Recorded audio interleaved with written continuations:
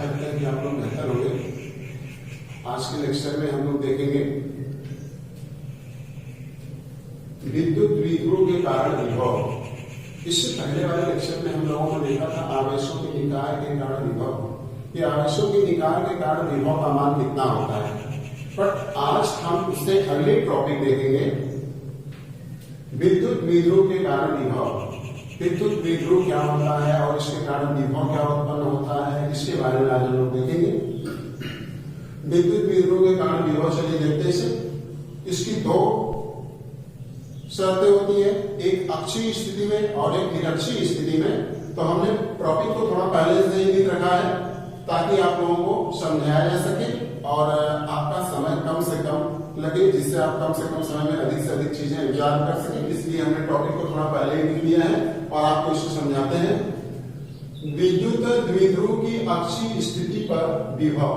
अक्षीय स्थिति क्या होती है, एक अक्ष होता है और दूसरा निरक्ष होता है। यक्ष अक्ष जिसे आप जानते हैं उसे अक्षीय स्थिति पर लेते हैं और उसके नार्मल उसके लंबवत जो होता है निरक्षीय स्थिति होता है।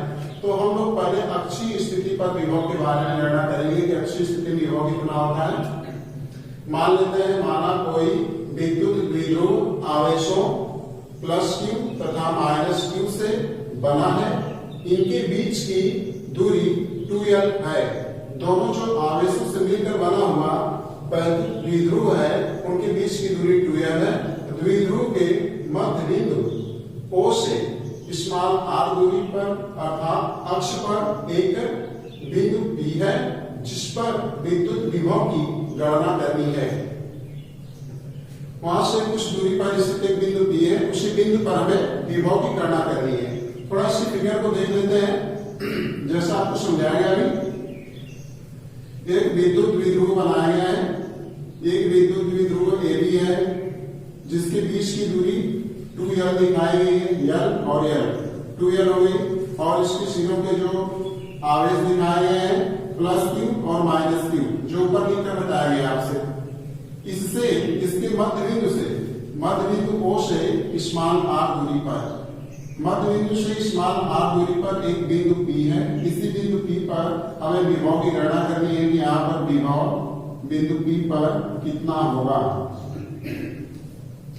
तो सबसे पहले यह द्विध्रुव दो आवेशों से मिलकर के बना हुआ है, इसलिए हम देखेंगे इस पर बिंदु P पर आवेश प्लस Q के कारण क्या असर पड़ता है, क्या विभव होगा, और माइनस Q के कारण इस बिंदु पर कितना विभव है। दोनों को कैलकुलेट करके हम निकालेंगे कि कुल विभव का मान कितना प्राप्त हो रहा है। तो उससे पहले हमें इन आवेशों से बिंदु की दूरियों का ज्ञान होना आवश्यक है। तो यहां से यहां तक की दूरी कितनी होगी, जैसा कि हम जानते हैं कि यहां से यहां तक की दूरी हमें r दी गई है। यह दूरी हमने r माना है। अब यहां दूरी कितनी बचेगी, अगर इस पूरी दूरी r में से ये दूरी L निकाल दिया जाए अर्थात r माइनस L कर दे तो ये दूरी हमें शेष बच जाएगी। तो बिंदु P से आवेश प्लस Q की दूरी r माइनस L हो जा रही है। और फिर इसी प्रकार से बिंदु P से माइनस Q की दूरी कितनी हो जाएगी, यहां से यहां तक की दूरी r हो गई और ये दूरी L हो गई। तो इसमें ये L दूरी बढ़ जा रहा है, तो इसमें r में ये L जुट जाएगा, तो ये इतनी जो दूरी होगी r प्लस L हो जाएगी। तो हमने आवेश प्लस Q के कारण देखा कि दूरी r माइनस L है और माइनस Q के कारण देखा r प्लस L है। दूरी हमें पता चल चुकी है। तो चलिए आवेश के कारण विभव की गणना करते हैं। आवेश प्लस Q के कारण r माइनस L दूरी पर विभव। आवेश प्लस Q के कारण विभव कितना होगा, विभव का फार्मूला हम लोग जानते हैं कि विभव V बराबर KQ बटे R होता है। तो विभव V प्लस आवेश प्लस के कारण KQ बटे R माइनस L बटे R ये दूरी होती है। तो आवेश प्लस Q के कारण ये दूरी r माइनस L है, तो यहाँ r माइनस L हो जाएगी। ये हमारा हो गया समीकरण नंबर 1। आवेश माइनस Q के कारण जो माइनस वाला आवेश है इसके कारण दूरी यहाँ से यहाँ तक की दूरी r प्लस L है। तो r प्लस L दूरी पर बिंदु P पर विभव कितना होगा, V माइनस के कारण विभव, तो यहाँ पर माइनस KQ बटे R प्लस L हो जाएगा। क्योंकि Q का मान माइनस है इसलिए माइनस हो गया, माइनस Q हो गया बटे दूरी R प्लस L। इसमें जो दूरी है आप देख सकते हैं यहाँ पर दूरी R प्लस L है। तो इस प्रकार से बिंदु P पर कुल विभव कितना होगा?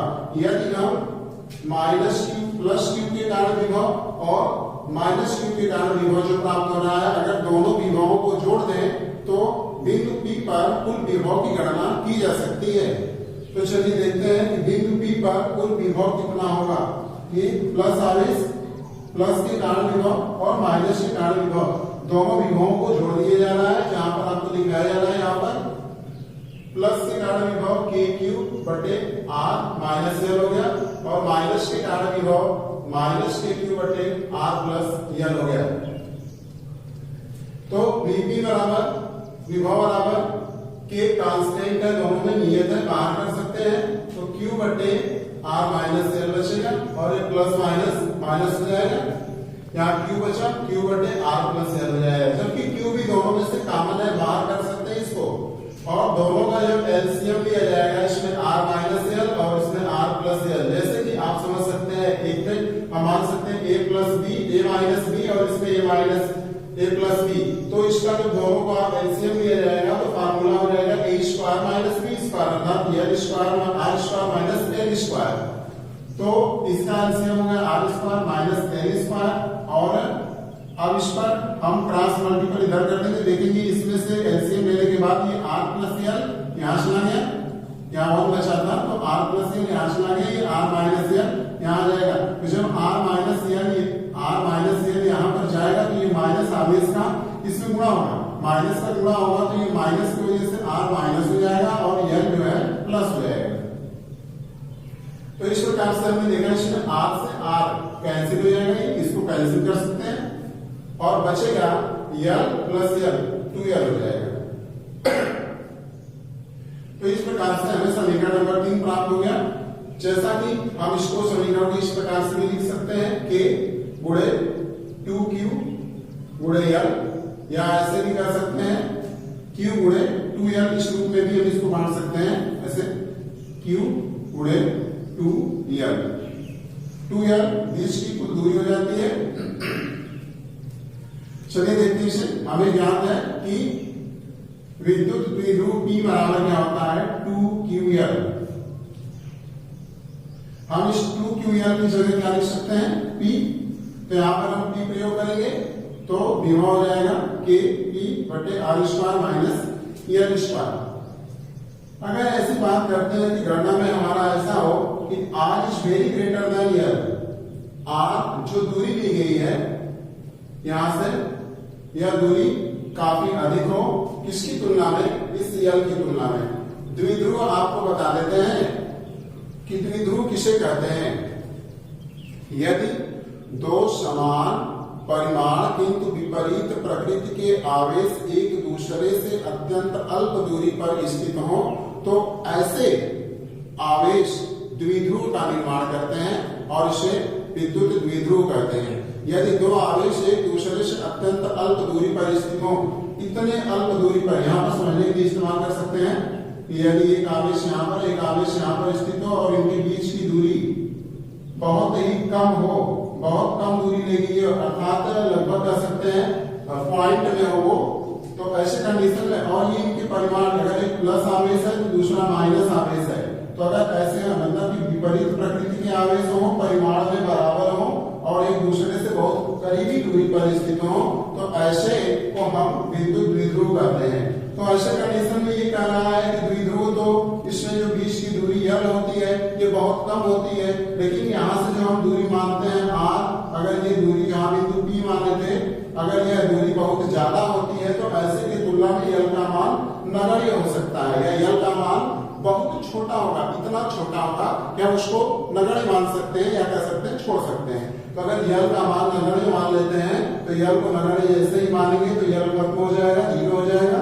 तो इस प्रकार से प्राप्त हो जाएगा Vp बराबर KP बटे R स्क्वायर। तो ये था हमारा विद्युत द्विध्रुव की अक्षीय स्थिति पर विभव। अब हम देखेंगे विद्युत द्विध्रुव की निरक्षीय स्थिति में विभव, विद्युत द्विध्रुव की निरक्षीय स्थिति में विभव का मान कितना होता है, इसके बारे में हमने इसको थोड़ा सा पहले कुछ लिख रखा है। पहले इसमें देख लेते हैं कि हम एक विद्युत द्विध्रुव का निर्माण करते हैं और इस विद्युत द्विध्रुव के निरक्ष पर जाएंगे तो इसके बिंदु से, जिसे इसमें आपने देखा था कि हम मूल बिंदु O से अक्ष पर r दूरी पर बिंदु P लिए थे। अब हम इसमें क्या करेंगे, इसमें बिंदु O से निरक्ष पर r दूरी पर ही एक बिंदु P ले लेंगे। उसमें क्या था, ऐसे अक्ष पर दूरी ली गई थी, अब इसमें निरक्ष पर हम दूरी लेंगे तो ये r दूरी पर है।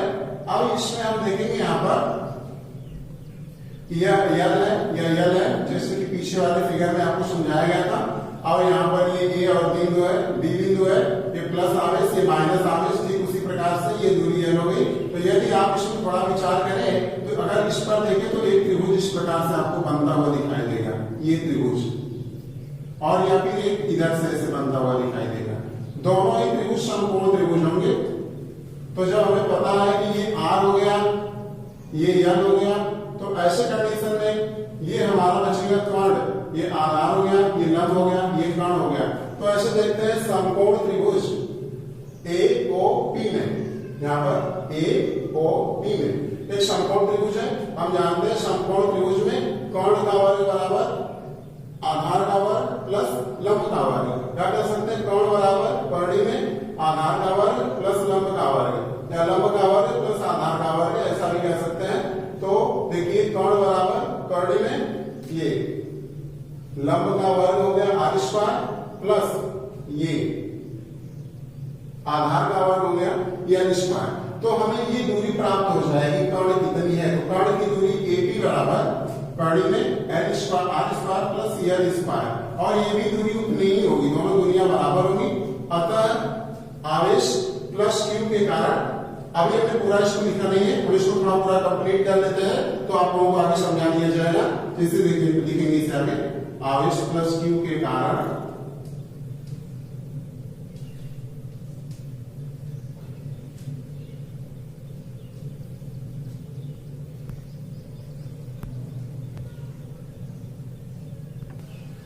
तो इसमें हम देखते हैं, अतः आवेश प्लस Q के कारण विभव, आवेश प्लस Q के कारण विभव हमारा हो जाएगा KQ बटे R।